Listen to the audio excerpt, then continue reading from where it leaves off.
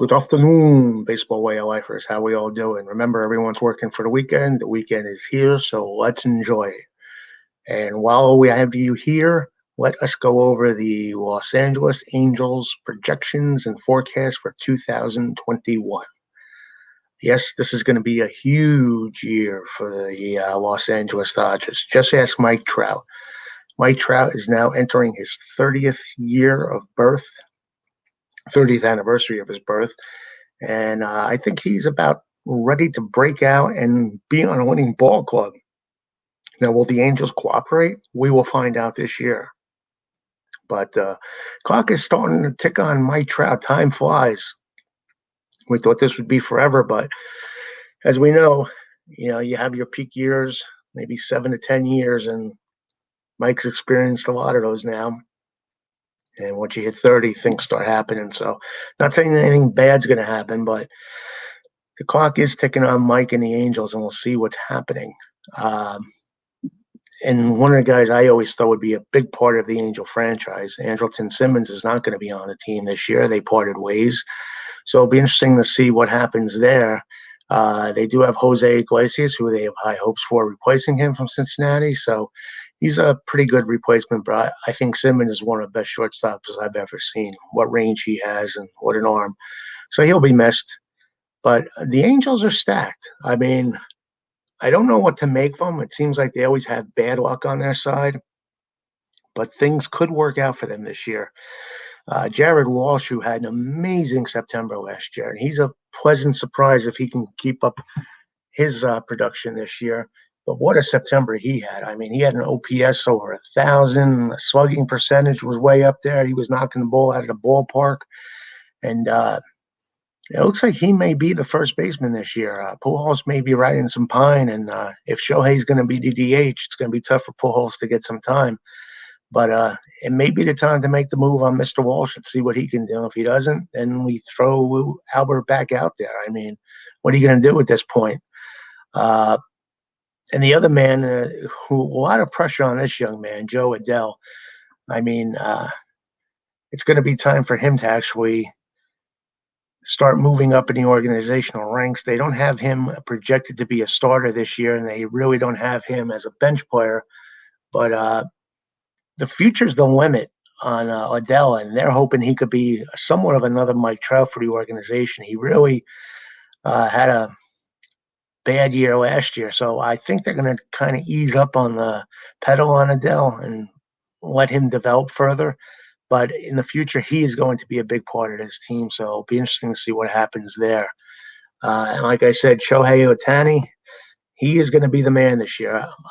I think if Shohei remains healthy, we may actually see the Angels in the playoffs this year. I mean, I'm that optimistic. Shohei is a beast. I mean, when he started playing professional baseball, he was more or less a pitcher, and he could throw the ball lights out, and he still can. They're saying this spring he's clocking 102 on the gun, and he kind of developed as a hitter later on. I mean, he could always hit, but he's really gotten better as the years have gone on, and he's projected to be the designated hitter batting in the 3-hole, and he's maturing. A left-handed bat, you can't ask for anything better. Left-handed, he's got pop.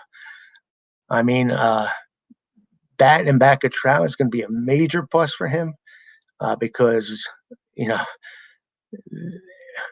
don't want to. They may pitch around Trout sometimes, who knows, to get to Ohtani, but it's going to be amazing. I just hope he stays healthy. I think he's one of the potential big superstars in this league, in the American League. With the international flavor, he could be a great marketing tool for baseball. He seems like he has a pretty nice personality. So if all goes well for Shohei, it will be a welcome sight. And I think Joe Maddon's given his blessings where he's going to play just about every day. Joe's cutting the reins, letting him play as often as he wants. It's up to basically Shohei at this point. I think the only time he's not going to be in the lineup is the day before he pitches. Madden even said even the day after he pitches, he could still DH. But it's going to be fun seeing him pitch. I mean, when he was on and I saw some of the games he pitched, he's as good as they come. So as long as they, monitor him carefully and he's healthy, they're going to have one hell of a starting pitcher and one hell of a DH. So I'm really looking forward to Angels. Going to be one team I'm going to have my eyeballs upon because of Shohei, actually, and of course Mike Trout. Now, Justin Upton, here's another guy who was supposed to be a super duper star, and it just hasn't worked out for him. He's been a little bit of a disappointment the last few years, but I think they could give him one last shot to crack through. They're projecting him fifth in the lineup. Anthony Rendon is batting cleanup. So that's not a bad lineup at all. David Fletcher leading off, Trout, Ohtani, Rendon, and Upton is your 1 through 5. But the key is Upton. He's going to have to hit. So we shall see what happens with Justin Upton coming into this year. And Albert Pujols, it's sad. Kind of reminds me of Willie Mays in his last few years with the Mets, where he just is deteriorating at a rapid clip. So, maybe he can be energized by playing half the games, occasional DH, spotting Ohtani, occasional first base once in a while because he's a right-handed bat. And Walsh is a lefty. So we'll see. I mean, you can't deny the man's abilities, but does he still have it? I mean, the abilities have kind of worn after all these years, but maybe there's still some magic in the bat. And I would love to see Albert go out well in his last year. We know this is his last year. He didn't want to say it was, but I just don't think he wants the fanfare going out. So we'll see with Albert, and it would be nice because he is one of the best hitters of the modern era. I mean, there's no doubt about it. His years the unfortunate thing is he never replicated the success he had with the Cardinals, with the Angels, but he got the fruits of his labor with the Cardinals, rewarded with the contract with the Angels, and that's how it usually works with these big free agents. But another lesson learned: you don't sign these guys to really long-term contracts unless you expect to suffer the last few years like the Angels have with Pujols. So hopefully it ends on a positive note for him. But we'll see. I mean, a lot of ifs and buts and candy and nuts, but if all these guys come through in the lineup, I mean, we're talking about a team that can make the playoffs. And everyone's skeptical because the last few years to step out on the limb for the Angels. But the last few years, everyone had high hopes. Of course, they had no pitching whatsoever. But when you have a lineup like that and you've experienced bad luck, sooner or later, lady luck is going to knock on your door. And hopefully it'll happen this year for the Angels.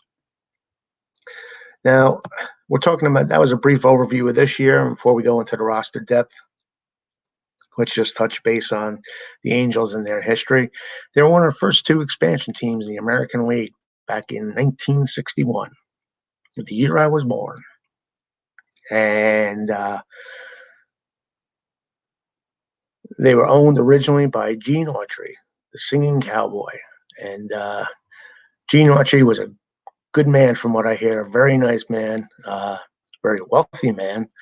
And he was a good owner from the Angels, as I recall. I mean, I was young at the time, but he always associated the Angels with Gene Autry, so he left his mark there. That's one owner I always remember is Gene Autry. And he wasn't a noisy owner, but a well-liked owner. And the Angels got their name from the Los Angeles Angels, a minor league franchise in the Pacific Coast League, who played in Los Angeles from 03 to 58. So the Angels just carried the tradition and brought it to major league level by naming the major league franchise the Angels. Now, who remembers the Angels playing in Wrigley Field? Yes, the Angels played their first year in Wrigley Field. Stan, what are you smoking? I know weed is now legal in New Jersey, but are you smoking the weed? No. Let me explain. And a lot of you experts out there know this. I know there's a lot smarter people out there than me. The Angels played in Wrigley Field in Los Angeles, and there was a Wrigley Field in Los Angeles. I think it was a minor league ballpark. And I think it's famous for, if you remember the home run derby with Hank Aaron, Willie Mays, and Eddie Matthews and all those guys, that's where they filmed the home run derby back in that one season when they filmed all the greats competing against each other. That was a good TV program at its time.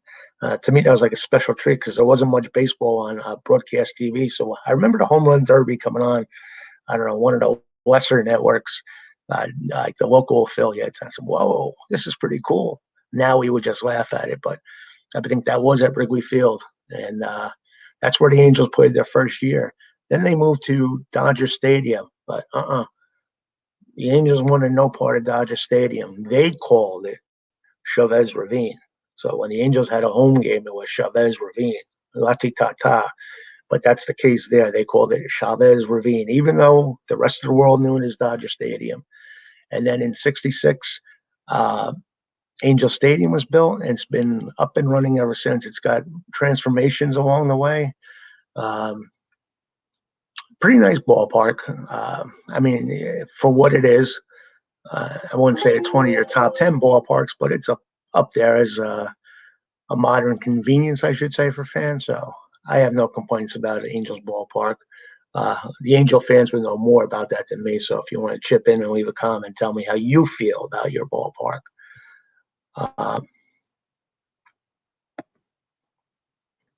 And here's the tricky part.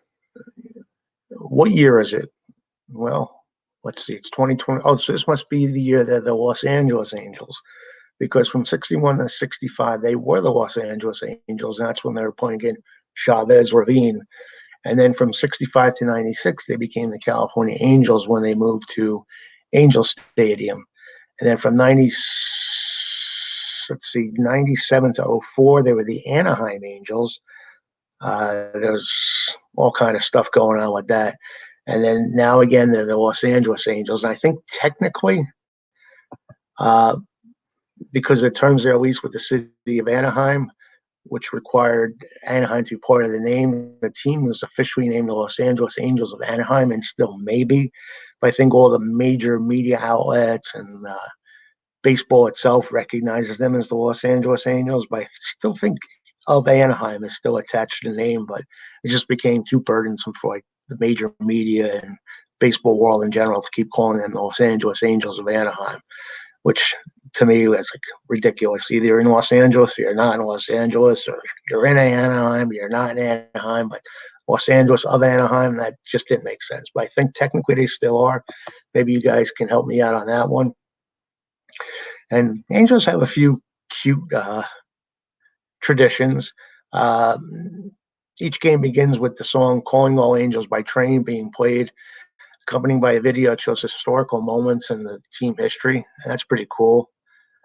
And then an instrumental version of Norman Greenbaum's Spirit in the Sky is being played during the team's starting announcement every game. And the only reason why I mention that is that's always been one of my, I'm riding a car favorite, Spirit in the Sky. So I always get a kick of that when I hear that. And they were the first North American sports team to employ the use of thundersticks.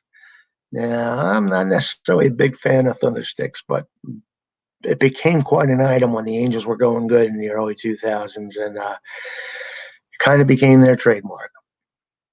I can't stand thundersticks. I'd rather just have human clapping and cheering instead of thundersticks, but to each his own. And if you folks in Anaheim love the thundersticks, I'm all for it then.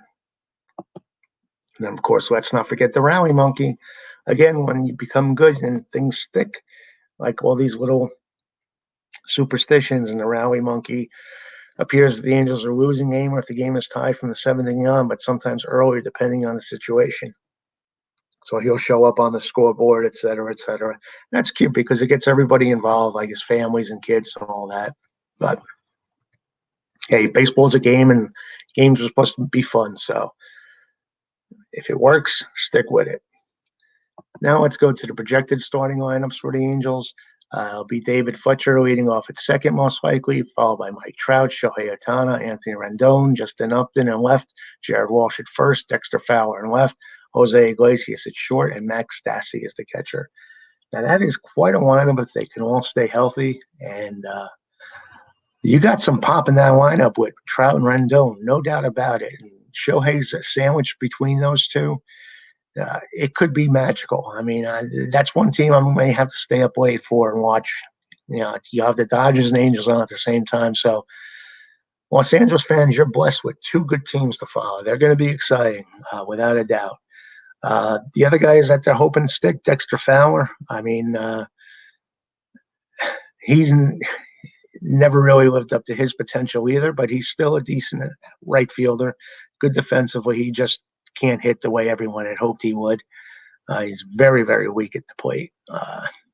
Bad on base percentage, not much of a slugging percentage, but we'll see.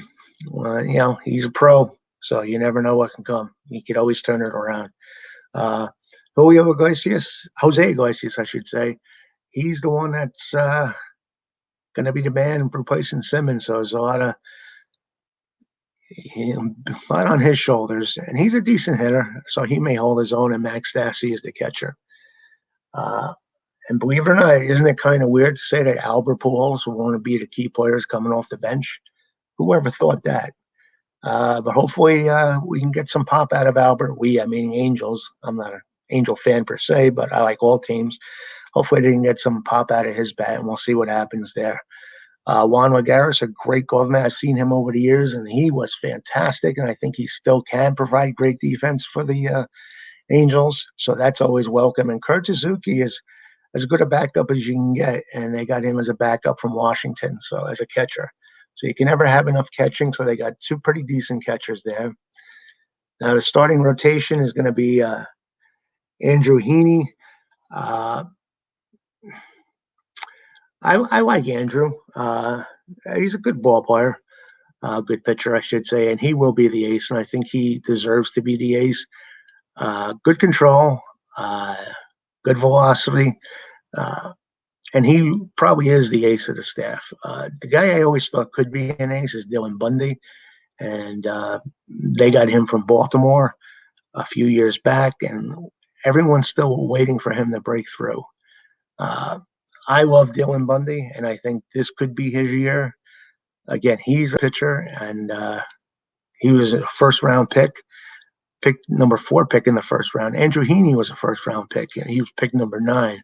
So those are two guys that were projected to be studs, and they'll be the 1-2 men for the Angels, and hopefully they can start blossoming into the all-star pitchers. Potentially they could be. Jose Quintana, nice pickup. Nice pickup for the Angels from the Cubs. He can give you innings, and we'll see what he does. Alex Cobb's another one. He's been around a while. He's got some mileage, but he can throw the ball. Griffin Canning, another righty. We'll see what he can do. And the key to the Angels starting staff is Shohei Ohtani. If Shohei Ohtani can pitch every 7 days and pitch like the ace he can be, the pitching may fall into place with Heaney and Bundy. So, again, like I said, it seems like everything's going to revolve around Shohei this year. So we'll see how that works out. And the bullpen, they got a stud. I mean, this guy, if you don't follow the West Coast teams, this guy is as good as it gets.